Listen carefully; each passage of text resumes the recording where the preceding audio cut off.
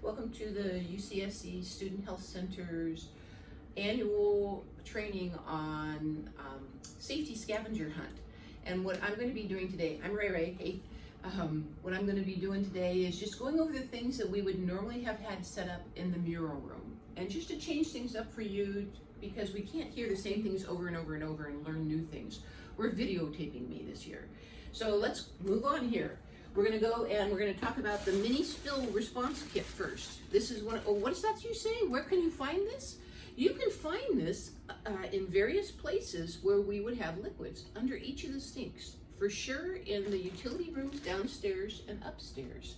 In the dirty utility rooms, we have spill kits. How do you use them?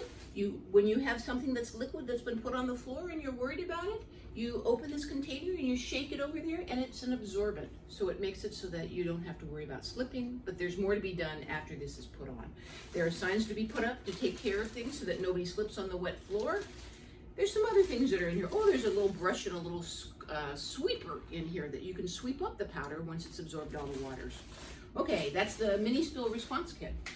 Moving on, let's talk about the emergency operations paper process kit that we have. This is for when the systems go down, the electronic systems go down, and we need to move to a paper process. We generally wait after the systems fail for about 5 to 10 minutes, and when Kathy comes around to tell us that we should move to paper, we pull this packet out and we start using it. In your spare time, you should take this out, nurses, and make sure you know what's in here, okay? That's part of our responsibility to know how to use that. Next thing is, we have 2 CERT backpacks in the building. CERT, oh, what's CERT stand for? Is that what you asked me? It's the Community Emergency Response Team. Anybody can join a CERT community response team in your area where you live. You can contact your fire department and they will set you up. You can look online for local CERT teams. We can't all be here all the time. Sometimes we're going to be in our community and we need to be available to use our expertise for them. So you too could have a backpack like this if you became a CERT team member. I'm not going to disembowel it to show you what's inside of it, but there are a variety of safety products that are in there to help us if we had an emergency, okay? Next thing, the Emergency Survival Guide. This is a document that you see taped by the emergency entrance doors, the front and back secure doors. They're taped in various places, but it's to give you information if you don't know ahead of time on what to do in an earthquake, in a fire, in a criminal activity, or a hazardous spill. It's specific to our departments or our building in the student health services. Other buildings, other places would have ones that are similar. I can't guarantee it, but they should also help us with regards to if we were someplace else besides here and we needed help. So that's the Emergency Survival Guide. All right, next thing, this is our large disaster medical kit. We have 2 of them. One is in the dirty utility room on the 1st floor. It's when we have to evacuate the building.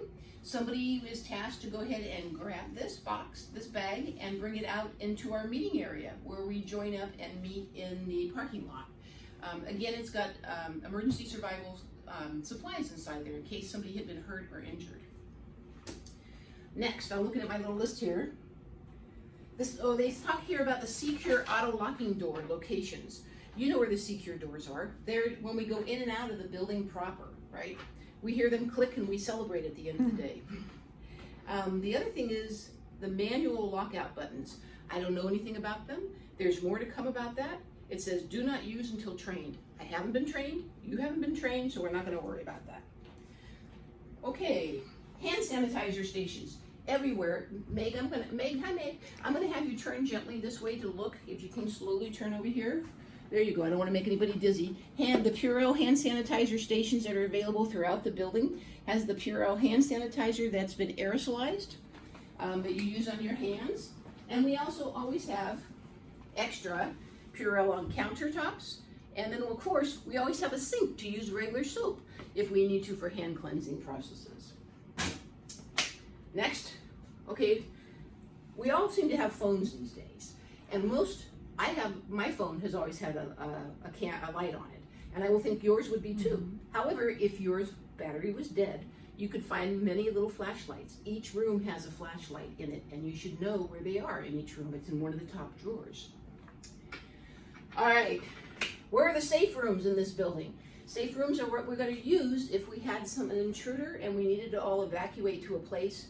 No windows in the building, or excuse me, no windows in the room that you're entering. You're going to look for a room that has these balloons, right, by the number. And on this form, each of these orange areas are the safe rooms. On the east wing, the group area is where they're going to go. On the second floor of the west wing, it's the nursing station.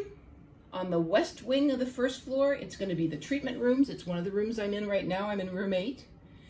In the south wing, it's going to be the center offices. There's Frank's office, there's the electricity room, there's the workroom. So it's the 2 offices that are in there on either side of the hallway so people could get to them. Did I do the east wing floor? Okay, let's go up here. This is the east wing first floor, and there's 2 offices there over by the pharmacy and by shop. Yeah. Right, by shop. And then this last one in the basement. There's, in the basement offices, here's x-ray department. There are a couple different offices we can get into that would be safe. Now, which room are you going to run to? You're going to go to the room that's closest to you. However, Ray knows that there are bathrooms here and here that you can get to. So this is a segue into my next section. If you were in every room that's a safe room has this orange bucket in it, okay? It comes sealed. It's easy just to lift off the lid. Folks, this is going to be your toilet if we have no choice and you've locked yourself in a room with no access to a bathroom. So you're going to take the contents out that are in here. There's an inventory, there's toilet paper, there are some snacks, there's water, there is a bag-to-bag, a little bucket, and there are some other things in here. So in case people got hurt, there's Purell, there's safety blankets. There's a variety of things here that can keep us safe in one of these rooms if we had to stay in here for a while because we were having problems. All right. Next, this is our safe room safety packet, and every room that's a safe room has this packet that's somehow hidden in the room. I would like you to be challenged to find where that packet is. This packet that came from this room happens to live, I'm in room 8, happens to live over here, just on the side, because we don't really have a table that we could tape it up under. And traditionally, that's where I have seen it in other places. We take it and we tape it to an underside of a desk. This is a table we just moved in for the event. So this is going to help you remember what you need to do when we have to go into the safe rooms to be locked down. Lastly, if you have a spill, right? If you have a spill, we know we need to use a spill kit if it's a liquid, but otherwise you have to get the MSDS, now called the SDS. Mm-hmm. Each department has their own safety data sheets specific to the liquids and hazards that are in their area. So if we have a student who comes over from the bio lab because they've been contaminated with something and they don't happen to bring their SDS sheet with them, the best thing you can do is to go to the internet and you're going to look up the chemical or the product on the internet, and it's going to help you figure out that chemical, how to cleanse the person, how to make sure they're safe.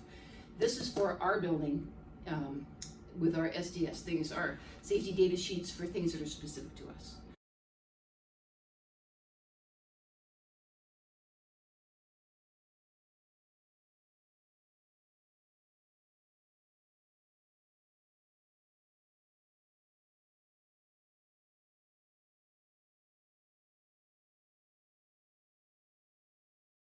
Hands, quick and dirty. I think that was it.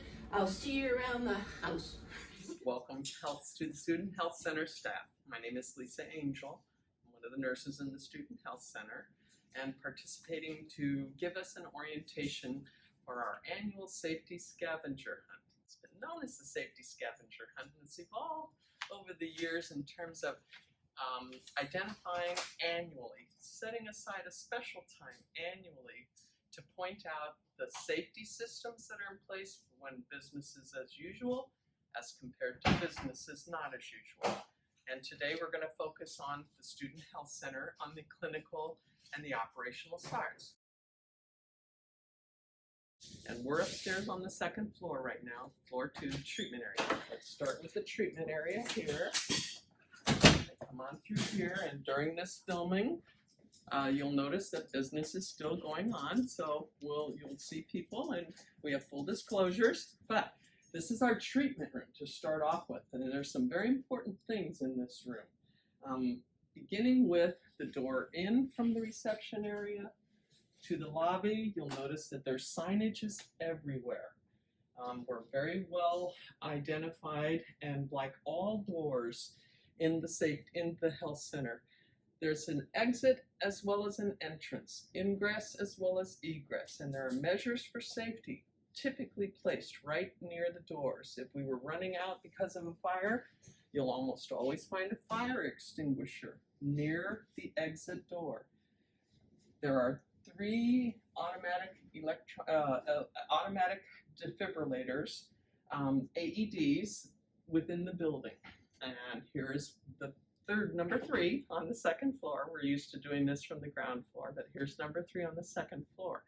Also placed and located, checked daily to be sure that it's ready to go, that it's operational, and that the expiration date has not, we've not exceeded the expiration date for important emergency equipment that is in here.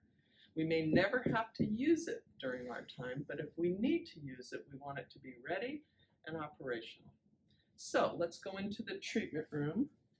Rooms are located in the health center by design and specifically for different types of treatments and different types of student events that we may need to take care of. This room is a treatment room, so it can kind of a catch-all. So there are different things in this room that aren't necessarily throughout the second floor of the health center. We have redundancy in our safety systems, but we don't have every safety system in every single room.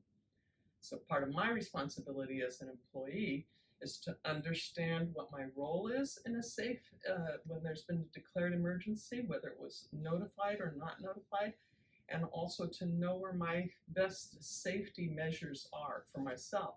Because typically it may be something like a spill, or you may splash something in your eye, and it's not like we're going to stop operations, but I do need to tend to something if it were to spill on the floor or something was to be splashed into my eye. So for example, in the treatment room here, we have an eye wash station. And this is a liquid bottle that is intended to be taken, used towards the sink, washed from the inside of your eye to the outside of your eye.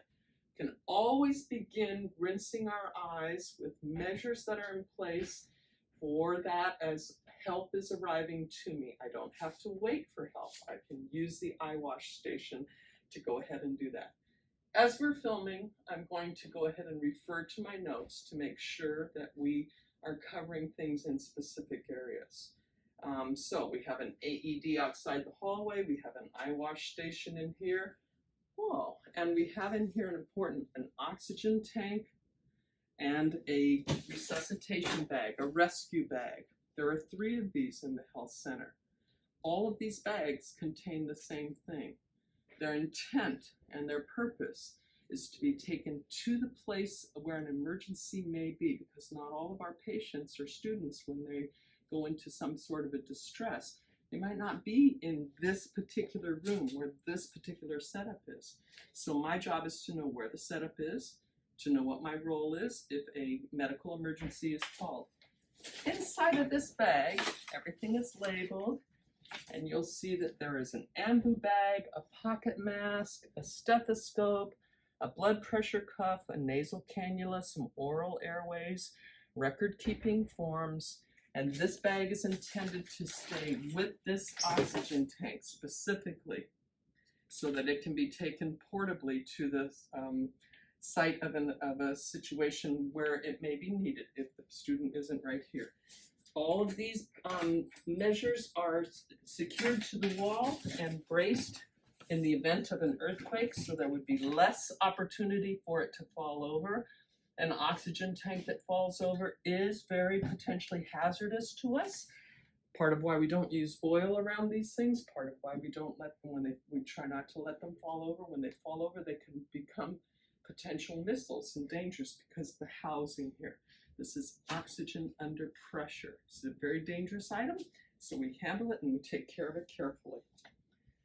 Throughout the health center, we have certain medical supplies that support our operations in the event that we need them.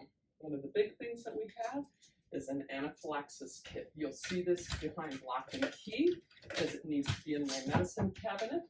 And here we go. And it's listed, and here I will find it. Like everything, I won't find these everywhere, but where they are located is in proximity of an anticipated need, and this would be an emergency situation that we would expect that we would need the anaphylaxis kit. We have sharps and pharmaceutical waste containers throughout the hospital, or excuse me, throughout the student health center. Pharmaceuticals versus sharps.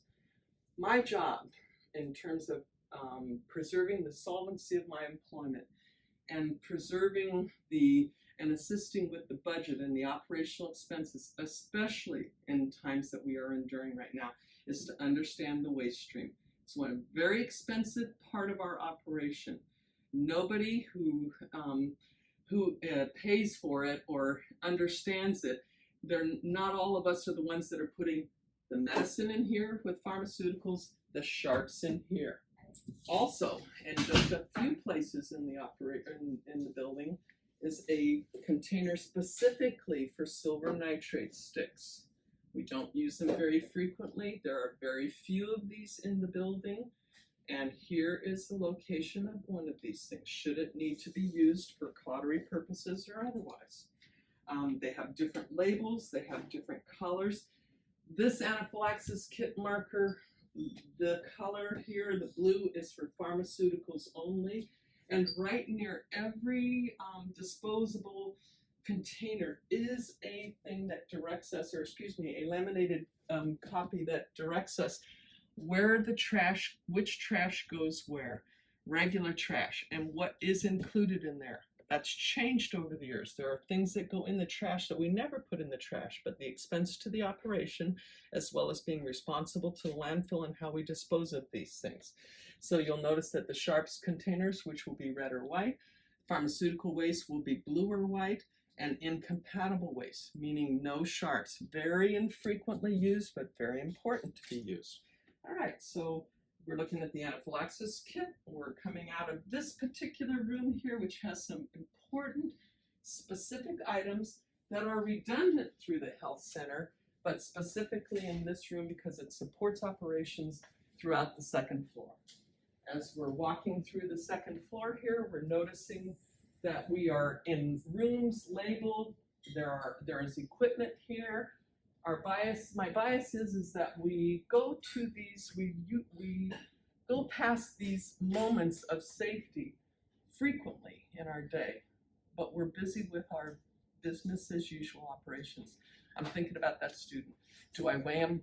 Do I weigh them with their back to it? Do I tell them about their weight? Do I have to get a urine? I'm not really thinking about that. That's my exit in the event of a fire that might start in the corner that nobody else knew. And that's my bias, is that as we review these important safety measures every year, we take a moment to pause and remind ourselves that we work around hazards. There are potential always for natural and unnatural events to happen.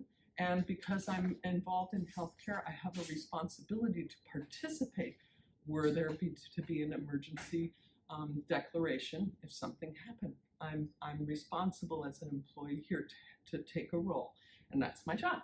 So moving through here, we'll see all kinds of electrical panels and things that we don't pay any attention to because that's not for me to touch.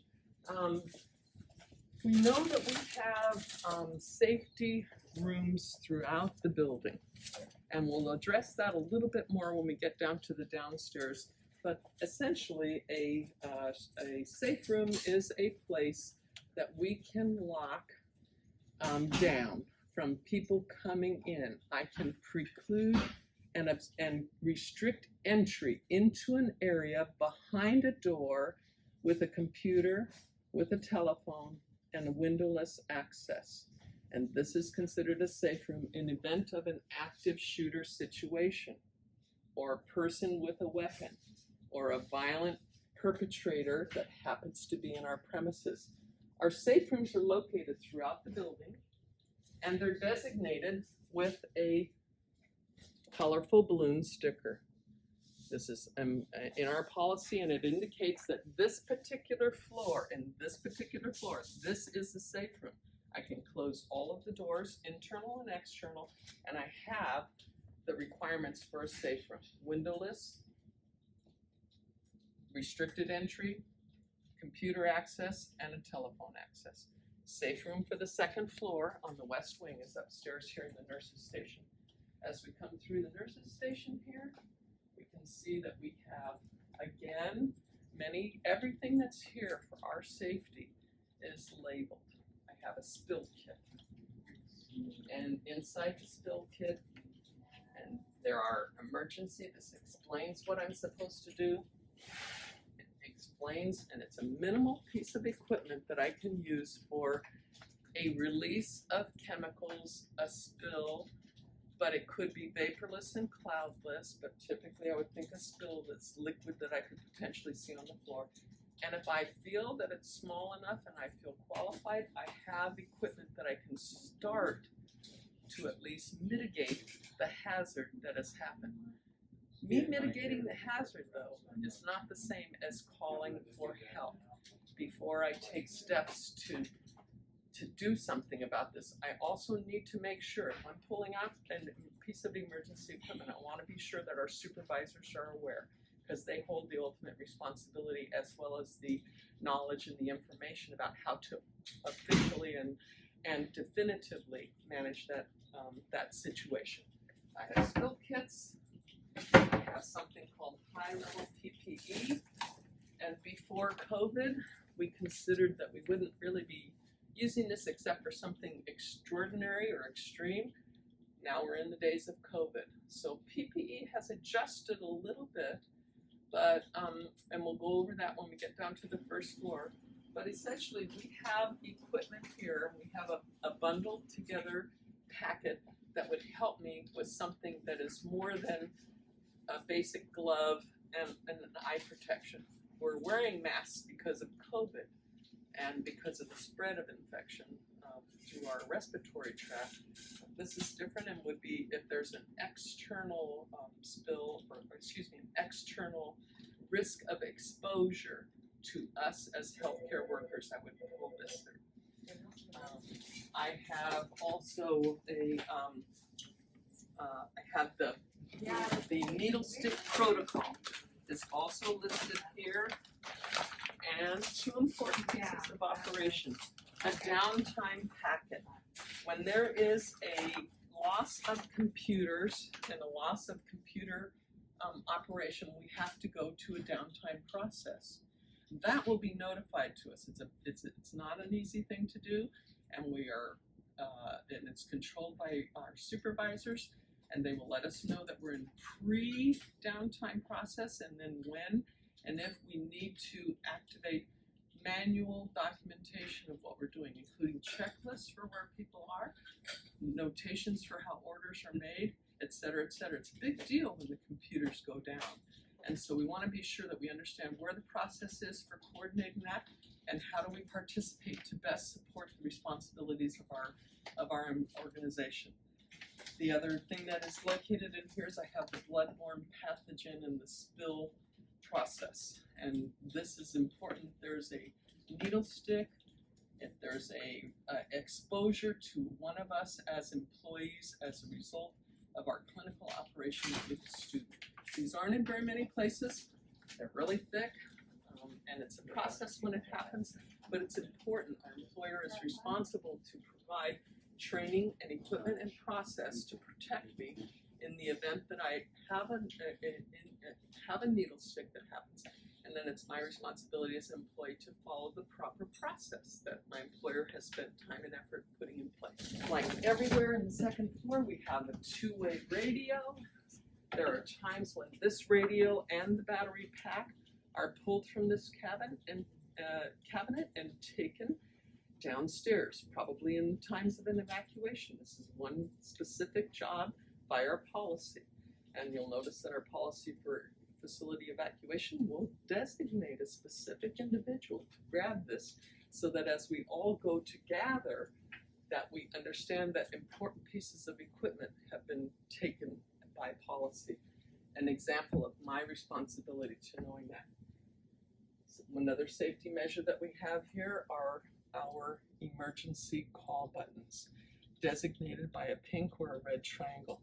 This is a very sensitive piece of equipment. It goes directly, were I to even just tap this, it goes directly a silent alarm to our on-campus police department. Our on-campus police will respond promptly. They will respond to wherever this location is first.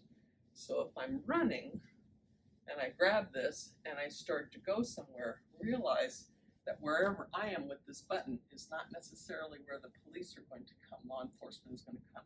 They're going to come here, but it's a silent alarm placed many places throughout the organization that gets police response coming to us and rapidly and without having to page or call overhead. As we continue through the nurses station here, we'll see that we have another anaphylaxis kit.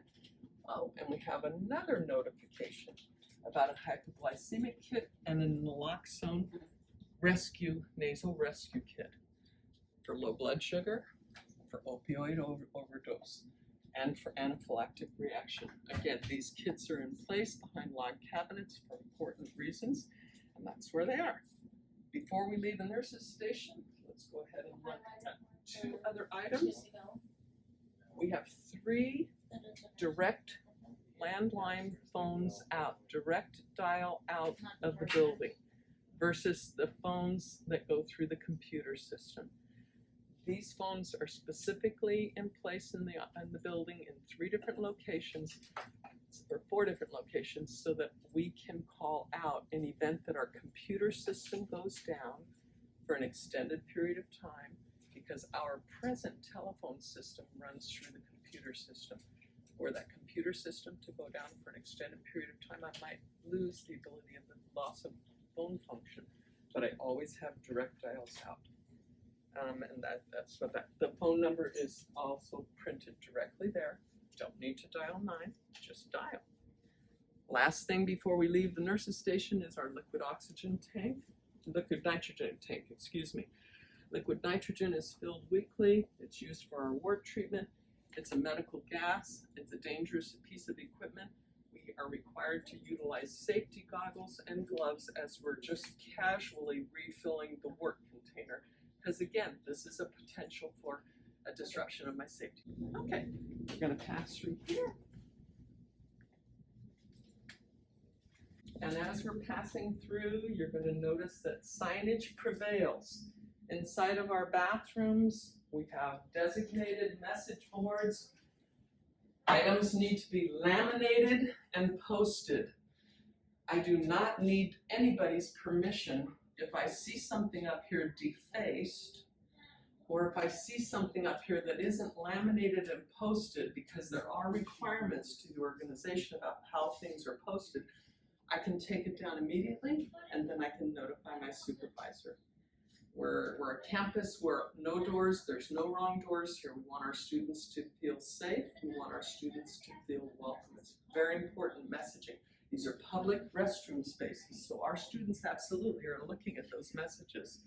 And it's another opportunity for me to be able to be extra eyes. My goal is to improve my situational awareness. All of us through the building, many of us know some of this information. A lot of us, we know the information. A few of us are completely responsible for it.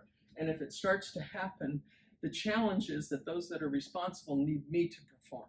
So that's part of my responsibility, is to understand where my safety responsibility or my safety obligation is.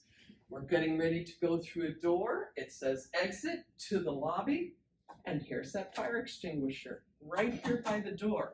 It's not an accident that this fire extinguisher is on the inside of this door. If I'm running from the building towards something, I've got something here as I'm headed out to the door. It isn't on the wall over there, it's here because that's where the door is. So we'll pass through this door into our lobby area where we notice that our doors are protected, all protected with card-coded key badge access in and out of the building, and that's what we're really busy about taking care of and preserving not only our security but also privacy of our student population. All right, we're going over to the pharmacy now, which will require us to pass through the registration lobby. We see everyday things that support our operations, like hand sanitizer. It's everywhere. Today, if you notice in the lobby, you'll see that there's marked off places because we're respecting current contemporary issues with COVID and needing for social distancing. So you'll see that signage is promoted. Students are directed by every elevator. It's not here, we're not going to necessarily push or activate the fire alarm, but there is an overhead hard rigid plastic curtain that when the fire alarm is pressed, this curtain will drop down. It will instantly block my access onto the elevator. In a fire situation, elevators are absolutely not supposed to be used. I might be on the inside of that elevator were the fire alarm to go off, and I might be stuck inside of that elevator. So I'd use the call button system to let somebody know that I'm there, and I'd maintain calm. But this is going to clunk down quickly because we need to preserve automatically that people don't run to the elevators in the event specifics with a fire. So that will happen. You'll notice also by doors, something we haven't been able to mention just yet, is that there are evacuation plans by every exit. And one of my biases is that we walk past this every day. We don't even think about this every day. Were there to be a giant earthquake, everybody in this building would know. We wouldn't need to make an announcement. And probably instinct is people would run. And they're going to run for an exit, but that exit may not be safe. Here I am on the second floor. Do I run from an unsecured situation into a worse, lesser secured situation? Not necessarily. So I want to understand as I walk past these things to do my daily duties and my daily chores, that this is my reminder, this is my minuscule moment of reminder that this is an evacuation map, that this is an evacuation potential were it to happen. Because when it starts to happen, we go off of discussing it, learning about it, preparing for it, we go into instant response. My job is to preserve casualties and costs and to try to do as best as I can in that situation. We could always do better, but really we're focused on doing the best that we can. As we're moving out of the door here, you're going to see again by every exit, there is a fire extinguisher or a fire pull. It makes sense if there were to be a fire and I'm running from the building because there's a giant fire that I can also run. I can evacuate myself, and I can also pull the fire extinguisher. For ADA doors as well, we have ADA actuators near primary entrances specific to the organization and the only place in the building where we have a storage cabinet with high-level respiratory protection called PAPRs, Purified Air Particulate Respirators. So, were I to be in a situation where I needed greater respiratory protection than an N95 and a face shield would provide me, this is where those pieces of equipment are. Highly trained, highly specialized, and we need to have special training for that. There are keys that unlock this cabinet, and it's part of our responsibility in terms of were we to activate these, and we follow protocols and instructions. We're moving here to going down to the pharmacy now.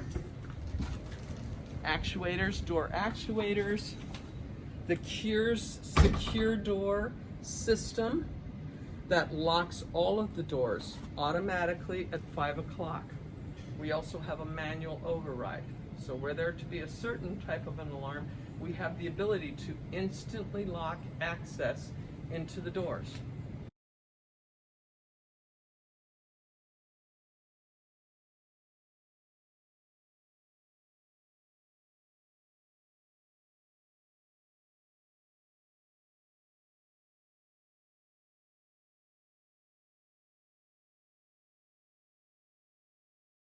Starting back at the same day care area, we're just downstairs from where we were and right across from the pharmacy. We're entering the Student Health Center. Actuator, door actuator, Secure's door, after hours instructions. It's probably a fire extinguisher, an evacuation plan, and a fire pole close by. There it is. Plans for what we would do in type of an emergency. A fire extinguisher, a fire pole. Elevator with that pull down curtain. Now, in the times of COVID, we have different altered operations. All students now are being screened. Anybody coming into the building, students and employees are being screened for temperature, signs and symptoms of anything that might be considered infectious. This is a change in our operations, and it's going to stay changed. It will evolve as the pandemic situation changes, but we can expect that we're going to be required to be screening people for the short run, as best as we know, short run and the long term. So a student will come in and will, in fact, there's one of our employees being screened right now. People are come to the screening center. Anybody who walks in, other doors are locked, and people are directed to this environment or to this doorway so that they can be met by the screening nurse. A few quick questions. Here's our screening area.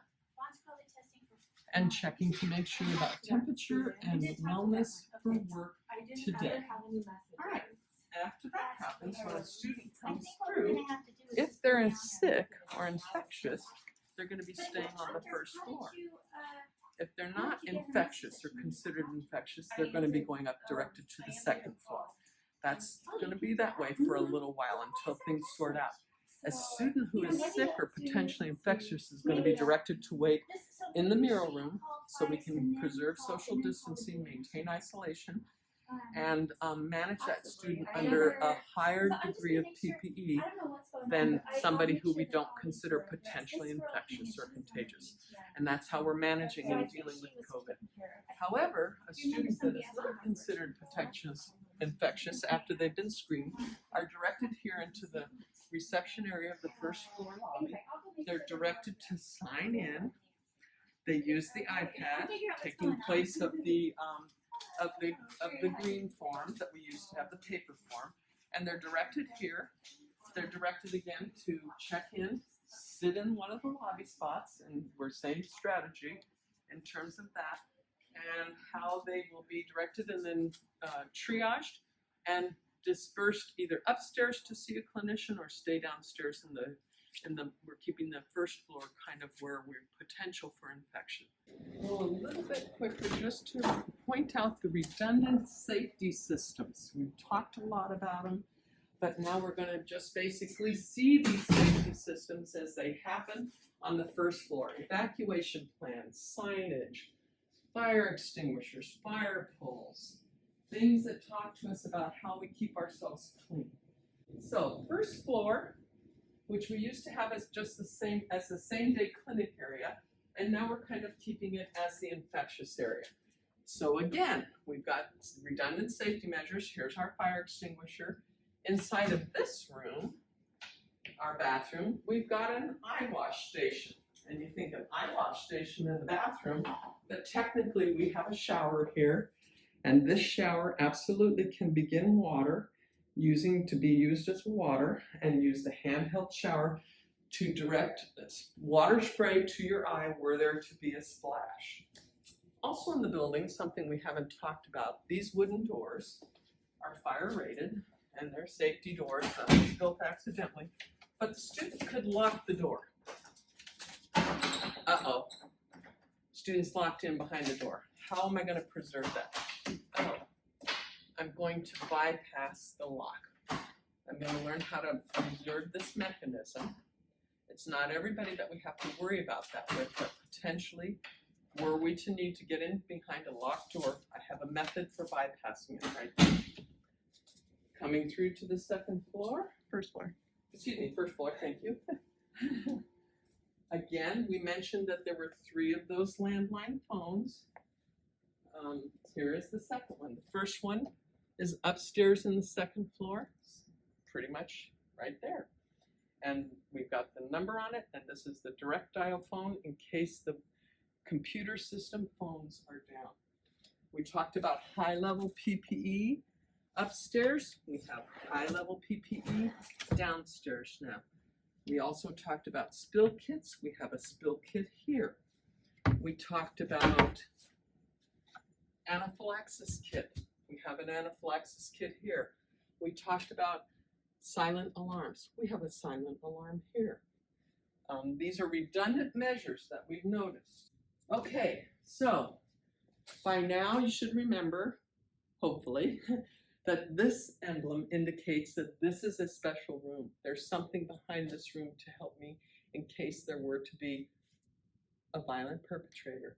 And this is a windowless room that can be locked from the inside, that has an orange support bucket that gives me 15 to 20 minutes of start time for people behind the door,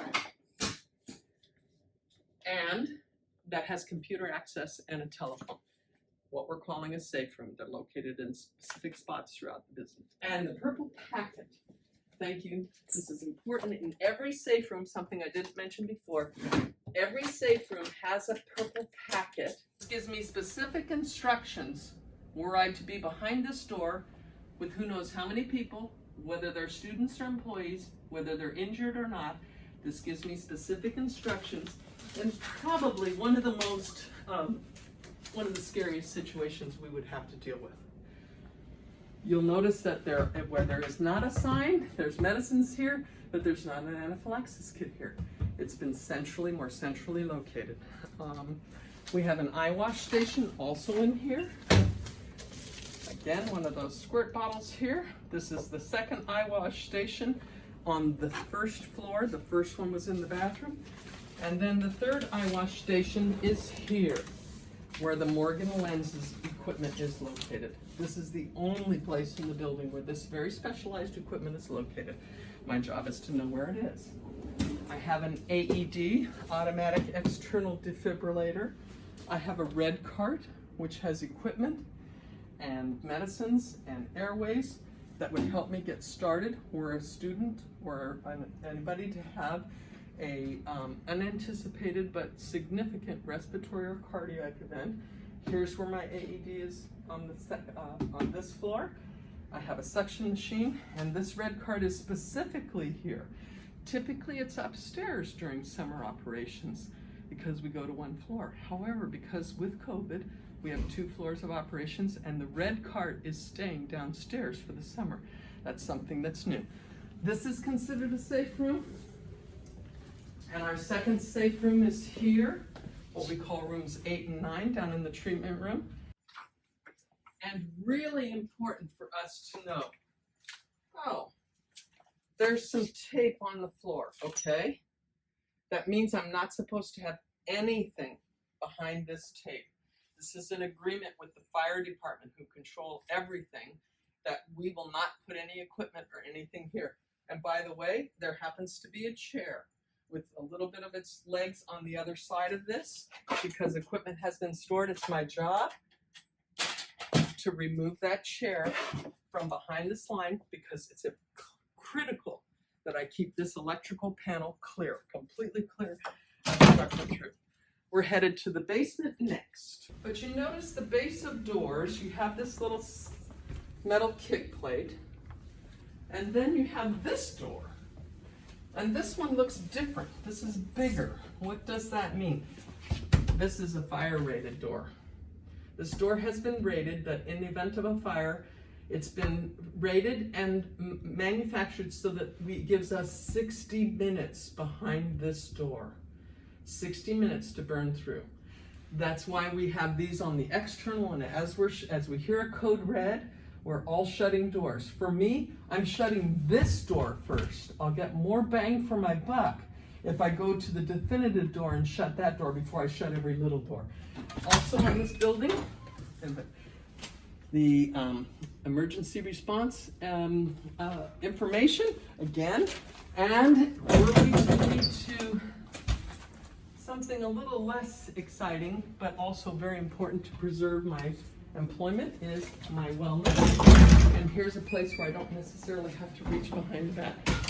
We haven't looked at the utility rooms yet. Let's take a moment to look at that. On the first floor, as well as the second floor, and the third floor. And you'll see a utility room, just like on the first floor, or we're on the first floor now, just like on the second floor, directly above us. You're gonna see a disaster duffel bag. This disaster duffel bag is different than the bag that our administrative support people will bring us. Our administrative support's backpack carries administrative supplies. These duffel bags, and there are 3 of them in each of the 3 utility rooms, second, first, and basement, have medical equipment and supplies that would help me get started with medical matters, medical concerns. Spill tips, dumbwaiter, tighten all lids, many safety reminders on a business as usual when nothing is happening, but we still have a responsibility to perform and do things as we're expected to do. We don't leave doors blocked open. We have evacuation routes. We have fire poles, emergency signage and exits are point noted. The lab area is got specific hazards to all people that are involved. Secure door, actuator. If you can come this way just for a minute, guys. A couple of things to bring your attention to out here. Emergency phone. When the health center is closed, when all phones are down, this is our emergency access phone. Secure door. This tells me that this door locks automatically. I can access it for disability use. I have my after-hour sheets, and here is where I have the facilities biohazard and recycle bins. Ultimate biohazard and recycle bins.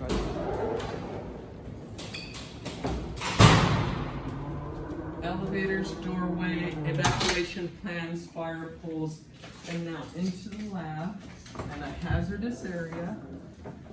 I'm looking for, oxygen tank, resuscitation bag, automatic external defibrillator, the 4th thing in the building, my lab draw station. Our lab people are at work right now, so we're just going to move through kind of quickly. The important things to point out in the lab are an eye wash station. One would anticipate we need an eye wash station. And landline telephone, which is also one biohazardous outside of the building. And one important thing that we haven't mentioned is the evacuation area for the entire campus is outside in the upper U parking lot.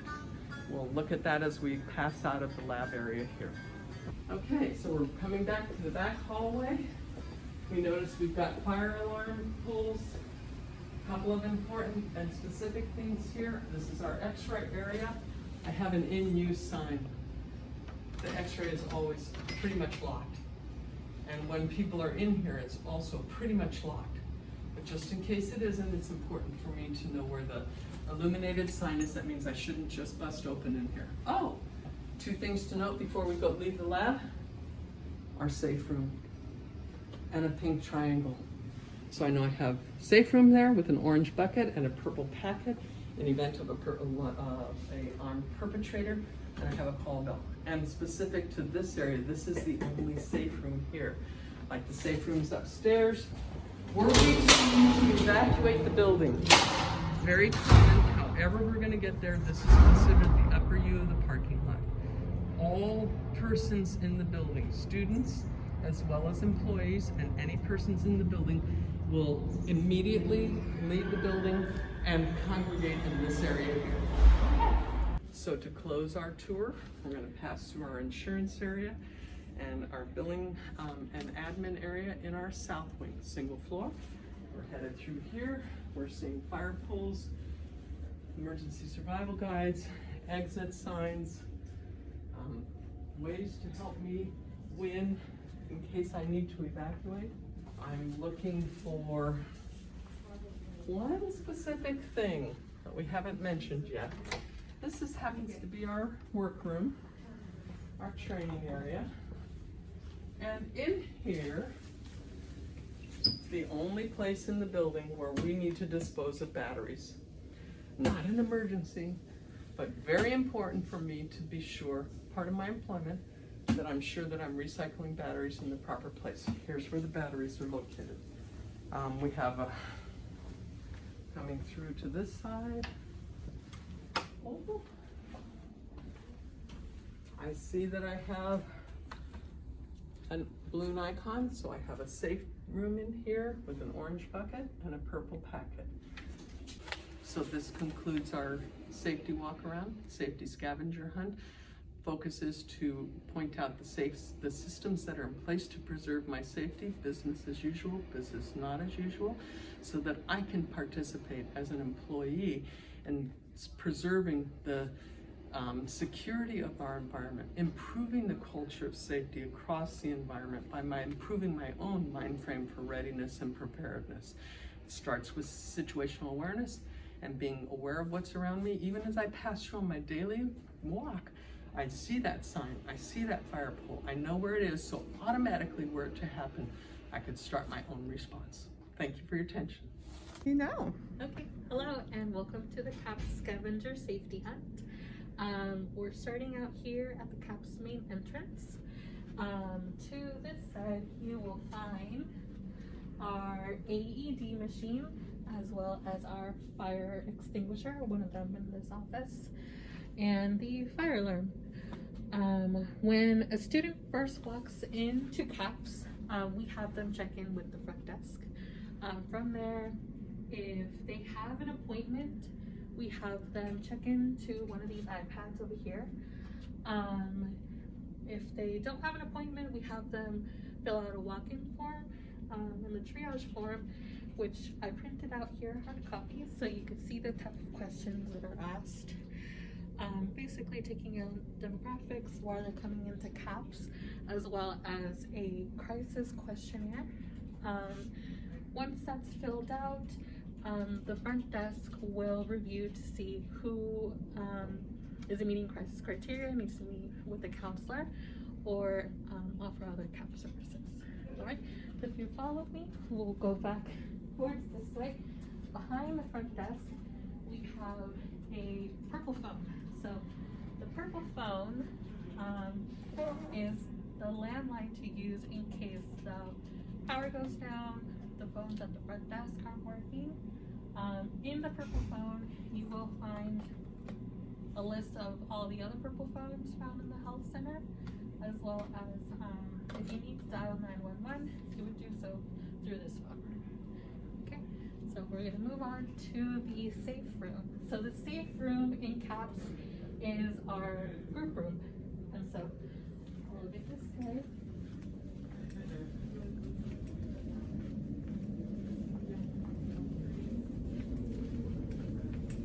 This is our group room. We have another fire extinguisher right here in front of the group room. All the safe rooms are designated by this balloon. And the reason why this was chosen as a safe room is because it's windowless, no windows. All the doors are lockable. There's a landline phone and computer access, as well as a purple packet that's usually taped to the bottom of this table. The purple packet has instructions in case we are in an emergency and need to use and utilize the safe room. So from here, I'll take you towards the back exit of CAPS.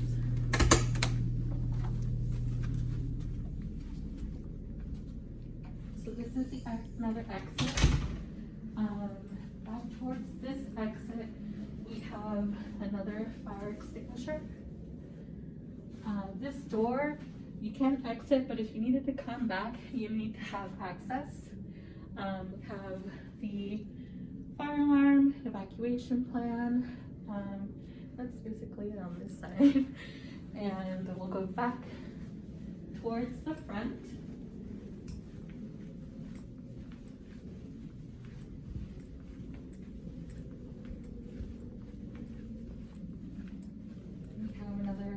evacuation plan listed on the wall here.